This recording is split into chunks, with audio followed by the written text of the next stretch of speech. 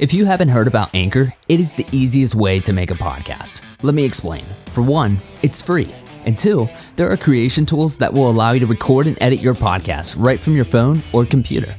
And Anchor will distribute your podcast for you, so it can be heard on Spotify, Apple Podcast, and many more platforms. You can make money from your podcast with no minimum listenership. It's everything you need to make a podcast all in one place. Download the free Anchor app today or go to anchor.fm to get started. And now, back to the show. Hey guys, I'm David Clair-Bennett, and today's guest is a name you have likely seen if you've been watching AEW Dynamite Wednesday nights on TNT. He has been a champion for Southern Honor Wrestling, only 22 years of age. Ladies and gentlemen, please welcome to the show, Alan Angels. Alan, how's it going, man? Hey. Good, man, good. Just chilling at home, in quarantine. Yeah, how's quarantine going for you? Oh, it's all right. Got to, catch us on some shows and some video games. That's good. But just trying to stay in shape. Yeah, I feel you, man. No gym is killing me. Yeah. Luckily, I have dumbbells in my basement, so I've been, working out with that, but that's about all I got, Good. All right, so let's jump right into it. You've been making a name for yourself on the independent scene for a few years now, and recently we've seen you on AEW television taking on the likes of Lance Archer, Phoenix, and Kenny Omega. So how does it feel to have that type of national television exposure?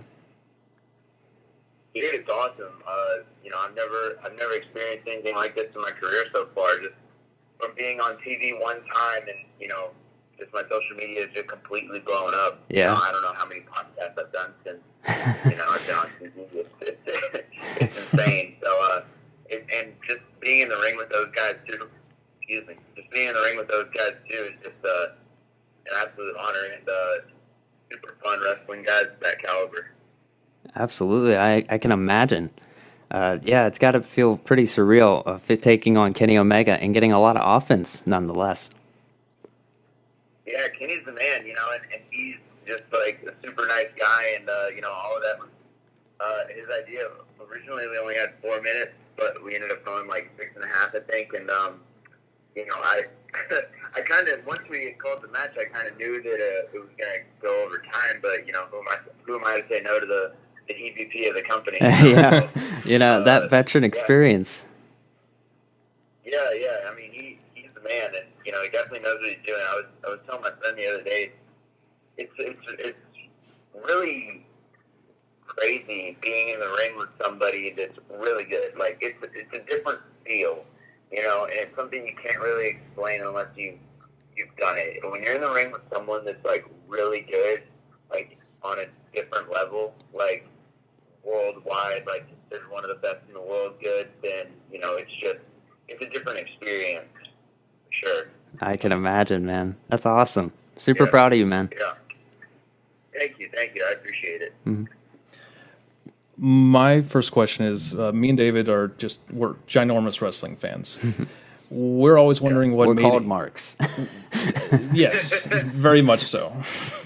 Well, me and David are always wondering what made each wrestler want to get into the wrestling business. So what made you in particular want to be a part of the pro wrestling industry? I get asked that all the time, and I don't really have one moment in time where I just decided that I was going to be a wrestler.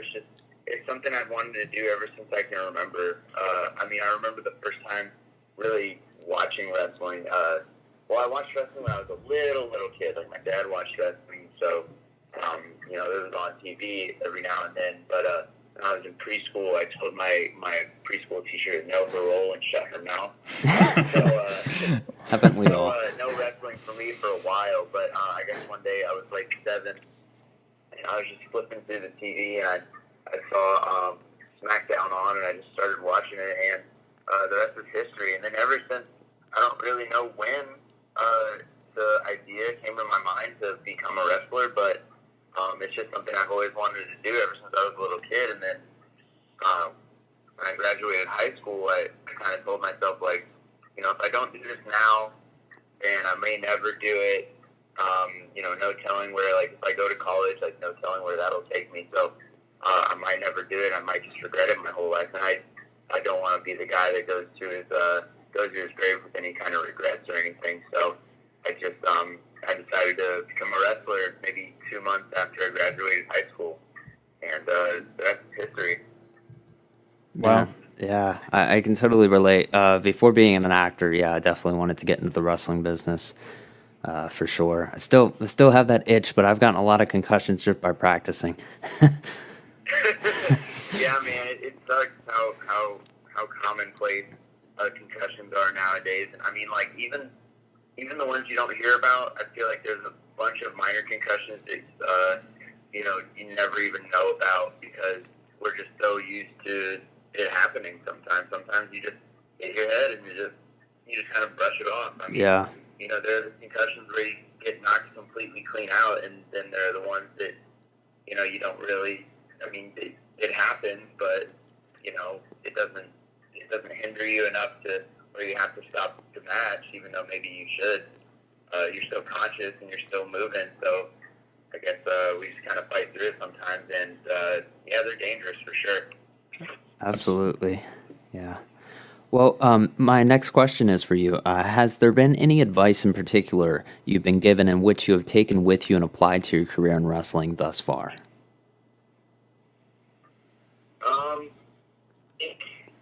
Some of the best advice I was given was from my first trainer, A.R. Fox, and he always told me to watch the wrestlers that make money. And I've always kind of lived by that, and just obviously not copy what they do, but Adapt, yeah. take what they do. Take what they do and apply it to your skill set and your move set and how you do things in and outside of the ring. Just watch the guys who make money. The guys in WWE and AEW, obviously they're making the most money, which means that they're doing something right. So just take that and apply it to yourself in any way, shape, or form that you can, for sure. I think that's some of the best advice I've ever been given. Awesome. This question is definitely a little vague, but I always wondered, do you have any interesting road stories while traveling to a show or back from a show that you'd be okay with talking about? Oh, man. There's a few for sure. I don't think any of them are like the most PG in the world, but, I mean, obviously compared to what wrestling used to be, wrestling nowadays is a lot more tame, Mm-hmm. I don't know if I have any, like, road stories besides just, like, things like we drive, like, 20-some-odd hours to get somewhere, and then, I know for me, personally, I was just asked to drive up to Rhode Island one time from Atlanta, Georgia, just randomly, like one Saturday morning, my friend hit me up and was like, "Hey, we got a show in Rhode Island. Do you want to come?" I was fairly new in my career and never really been past, like North Carolina as far as going north. So I was like, "Yeah, sure. It sounds like a great time." So I ended up going up there, and they said that I might be able to get on the show. I might not. You never know, but I ended up not getting on the show, and we drove all the way up there. I don't even know how long that was, probably 16 hours, but we got there. They wrestled, I didn't. Obviously not wrestling means no pay. The guys helped with the gas and stuff like that, but besides that, stuff like that's a huge bummer. I can that's imagine. Definitely the furthest I've ever, that's definitely the furthest I've ever driven and, not wrestled. So, that really sucked. But then the worst part is, I guess maybe I think I kept my lights on or something like that during the show. So, our plan was to just get there, wrestle, and then drive right back. Not really any sleeping besides sleeping in the car when you're not driving. And but I guess I left the lights on during the show, and I tried to turn the car on, and the battery was dead. And just the icing on the cake at that point. Just yeah, man. One of my friends just gets out of the car. He's this guy. He's a former military guy. He's a huge dude. He's probably 240, 240, 6'3", 6'4", and he just gets out of the car and he just starts screaming and yelling in the parking lot. He was very upset, and the rest of us just stayed in the car looking at him go crazy, like, dude, we can just get a jump. It's no big deal. But he was freaking out. He did not want to be there anymore, and he did not want to be in the car. He didn't want to wait for a jump. He was ready to go. Yeah, he was not happy, but every time we ended up getting back home. But yeah, it was not a good time. 16 hours in a dead battery doesn't sound like a good time at all. No, not at all. And then 16 hours back too. So we were struggling that day. Hey, but you made it through. We did. We made it through. Good. So with Russell and I both being actors, we have our own unique ways of preparing for roles we take on. And with wrestling and acting sharing a lot of similarities, I often wonder if wrestlers such as yourself have your own unique way of preparing for a match before going out through the curtain. And if so, what does that look like for you? I mean, honestly, like, I want to, like, so I think about it sometimes, and the match before me will be going on or whatever, and once it gets within 30 minutes of me going out there, I start to think about it. I'm like, man, maybe I should warm up, maybe I should stretch or do some push-ups or something. I try to get a few push-ups in every now and then, especially if I'm going to be like on TV or whatever. I'll try to get a few reps in, but usually I don't really do anything. I'm just thinking, not even nervous. I'm just thinking about the match too much. It's hard for me to work out when I'm thinking about stuff. So just like in the moment, like right at that it's like you're just zoned in at that point. Yeah, basically. And like a lot of guys are able to do that, but I see a lot of guys, whether they have the bands, and they're doing stuff with the bands or whatever, doing push-ups, sit-ups, or what have you. Yeah, most of the time I just stand there and I just go through the motions of the match in my head, and I think about what I'm going to be doing out there. And I like to think about once I have the match down in my head, once I know what I'm doing physically, I like to think about the facial expressions I'm going to be making, how I want to sell this move particularly, and how I want to convey the story, what I want to do in my entrance. If I'm winning, I want to think about like what I'm going to do when I win. Like I like to think of the little stuff and like the in between stuff a lot. So I guess that's kind of my warm up. Yeah. No, it works. That's awesome. Yeah, but a lot of guys, they just do like I said, I try to do push-ups and work out and stuff like that, but I just can't. I'm too focused, I guess. Yeah, so you're more of a in the moment kind of guy, right? Yeah, absolutely. I feel you. We do that sometimes. We ad-lib a lot of our movies. Like one of our first films was completely ad-libbed. So wow. Yeah, so we just kind of go on from there. So I can relate to you in that sense of living in the moment and just kind of doing things. I get that. That's awesome. Yeah, for sure.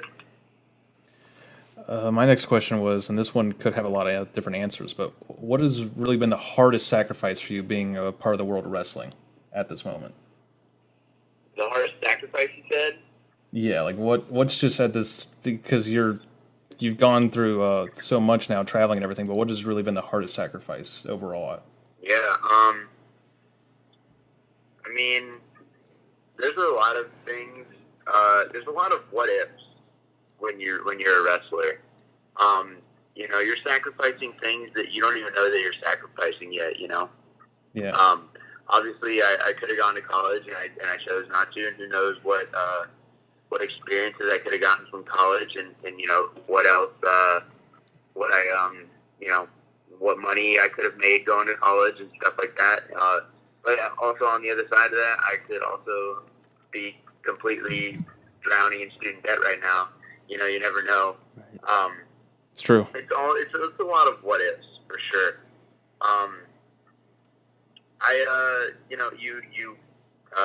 You lose a lot of time with your family and stuff like that. You're always on the road for the weekends. I unfortunately missed one of my best friend's wedding back in October because of a wrestling show. and stuff like that really sucks. You know, you want to be there for them and stuff, but you know, this is the path he kind of chose, and you signed up for it. You know. Yeah. Luckily, he's a big wrestling fan, and he completely understood. So, you know, it's cool, but it is hard sometimes. You know, you have to miss a lot of things, and like I said, there's a lot of things that you don't know that you're missing out on when you're a wrestler because you're always on the road, and you know, you might have gotten some opportunities that you don't get because of wrestling, and stuff like that sucks. But you know, you can't really think about stuff like that, you know, because this is the life you chose, and you know, this is kind of how you're gonna live. Hopefully, for the rest of my life, I'm gonna live like this. So, you know, it just comes with the business, and you can't really think negatively on it. You just got to think of the positives and the stuff that you have gotten out of wrestling, the positives, and all the friends that you've made because of wrestling. And you know, we like to think of each other as, you know, family, the guys that we get along with, at least, you know. Yeah, so. Awesome. Yeah, man. I'm fairly confident based on what I've seen of your work so far that you're gonna be fine. Thank you, man. I appreciate that. You're welcome, man. Well, I believe in it. But for people who haven't seen any of your independent matches, is there a standout favorite of yours that you would recommend for people to go and check out? Yeah, there's a few. I had a match with Anthony Henry in PWX Pure back in, I don't know, maybe that was July of last year. Really good. That's on YouTube. That's a really good match, really fun match. Anthony Henry is he's an insanely underrated talent, I think. If you've never seen any of his work, go check him out too. He's dope. He's been in Evolve for a while. He just quit Evolve, and I'd love to see what happens next for him. So I'm super excited for that. So check that match out if you can. And then there's also a match with a guy who was recently signed by MLW by the name of Zach Cooper. It's up on YouTube. It's up on IWTV. And there's that Action Wrestling, and that match is really fun too. I love that match. It's probably my favorite match that I had last year. It definitely, before the Kenny match, obviously, it had more people talking about one of my matches than any other match I ever had. So yeah, I really like that match. And then any match I've had with AC Mac, whether it be at Southern Honor or any other promotion, you know, we've always had good matches. One match that stands out in particular is it's a triple threat match between me, AC Mac, and Shannon Moore. We love Shannon. Yeah, he's dope, and that match is definitely up there as one of my favorites. The match itself is decent, you know.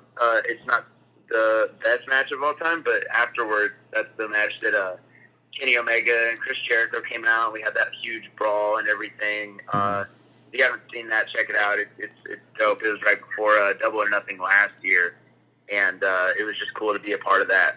So check that out as well. I believe that's on YouTube. If not, it's on IWTV. So check that out. That's awesome. Well, last question for you. What's next for Alan Angels, and where does Alan Angels hope to go from here?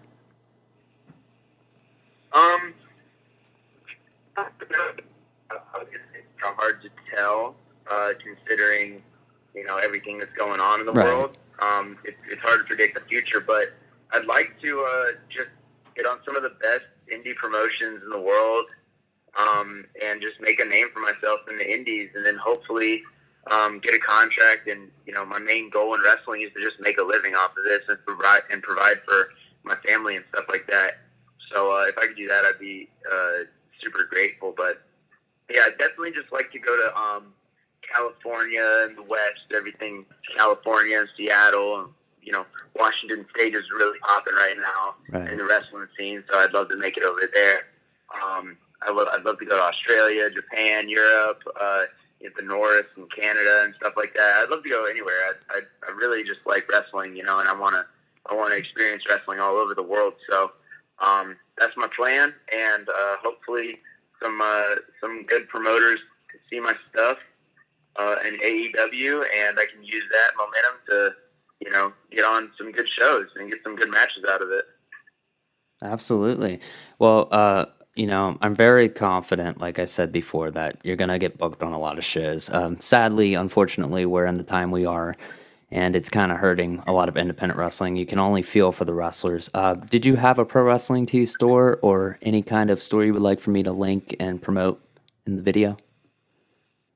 Yeah, so, I'm having my pro wrestling tee store isn't open yet. I have one, but the designs aren't up yet. I'm working on that right now. So hopefully they'll be up within the next week or so. Okay. It's just going to be Alan Angels, or I think the link is Angels T-shirts. So, yeah. Okay, well, there's going to be a delay in this upload. We're not sure when this is going to be up yet. So hopefully by the time this video is actually up, I can get a link for you and make sure people see that. Gotcha. Yeah.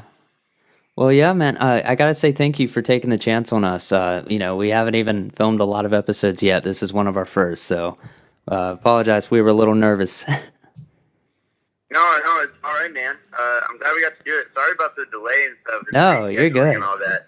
You're good, man. I'm sorry for bugging you so much. No, you're straight, man. Last week was just the week that we were filming the AEW Dark stuff, and it was kind of screwed me last minute, so, yeah. Yeah, no problem at all, man. I appreciate your time, truly. Absolutely. It was fun. All right, man. Take it easy.